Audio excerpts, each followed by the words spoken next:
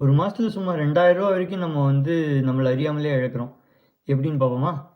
By இதுவே வந்து video ரொம்ப எடிட்டிங் இல்லாமல் அனுப்புகிறேன். ஏதாவது சொதப்பி அட்ஜஸ்ட் பண்ணிக்கோங்க.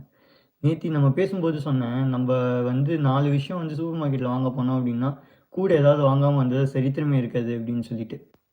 ஆனால் இது வந்து நம்ம தப்பு கிடையாது. நம்மள்ட்டேருந்து ஜாஸ்தி பைசா செலவு பண்ண வைக்கணும் அப்படிங்கிறதுக்காக சூப்பர் மார்க்கெட்ஸோடைய மார்க்கெட்டிங் ஸ்ட்ராட்டஜியே வந்து அந்த மாதிரி தான் இருக்கும். நம்மள்ட்டேருந்து வந்து எக்ஸ்ட்ரா பைசா செலவு பண்ண வைக்கிறதுக்கு 3 டெக்னிக் பொதுவாக வந்து யூஸ் பண்ணுவாங்க. ஒன்று எல்லாருக்குமே தெரிஞ்சது தான். இந்த ஆஃபர்ஸு இல்லைனா வந்து அந்த டிஸ்கவுண்ட்லாம் தருவாங்கல்ல. எஸ்பெஷலி வந்து வீக்கெண்டு ப்ரைம் டைம்லலாம் போனீங்க அப்படின்னு சொன்னால் ஏதாவது சாம்பிள்ஸ் தருவாங்க. ஏதோ ஒரு ஆஃபர் இருக்கும்.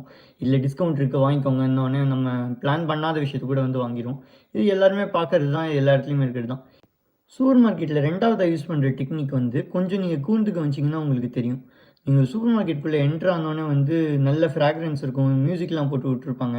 உங்களை கம்ஃபர்டபுளாக ஃபீல் பண்ண வச்சு உங்களுக்கு வந்து ஒரு டைம் போகிறதே தெரியாத மாதிரி வந்து பண்ணுவாங்க. ஸோ எவ்வளோ நேரம் நீங்கள் அங்கே இருக்கீங்களோ அதுக்கேற்ற மாதிரி நீங்கள் செலவு பண்ணுவீங்க. அதுதான் அவங்களுடைய ஐடியா. இது மட்டும் இல்லாமல் வந்து பார்த்தீங்க அப்படின்னு சொன்னால், உங்களுக்கு தெரியாத நீங்கள் பழக்கம் இல்லாத ஏதாவது சூப்பர் மார்க்கெட்டில் நினைஞ்சிங்கன்னா உங்களுக்கு வேணுங்கிற பொருளை கண்டுபிடிக்கிறதுக்கே உங்களுக்கு டைம் ஆகும்.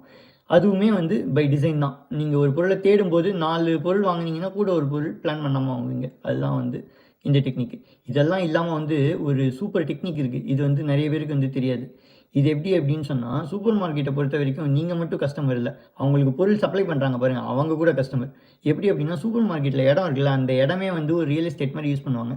அந்த இடத்துல வந்து நம்ம கஸ்டமரோட கண்ணு கைக்கு படுற ஒசரத்தில் இருக்கிற ஏரியாக்கெல்லாம் வந்து அதிகமாக வந்து ஒரு ஒரு வாடகை மாதிரி வச்சுருப்பாங்க. அதை வந்து சப்ளையர்கிட்டேருந்து வந்து வாங்கிடுவாங்க.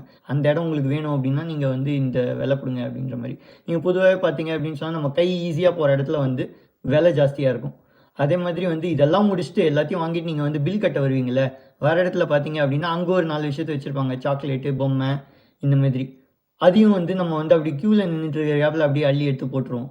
ஸோ இந்த மாதிரி தான் வந்து நம்ம ஒரு மாதத்தில் ஒரு குடும்பமாக 4 பேர் இருந்தோன்னா ஆளுக்கு 500 2000 ரூபா செலவு பண்ணுறோம். நாளைக்கு சந்திப்போமா? பாய்.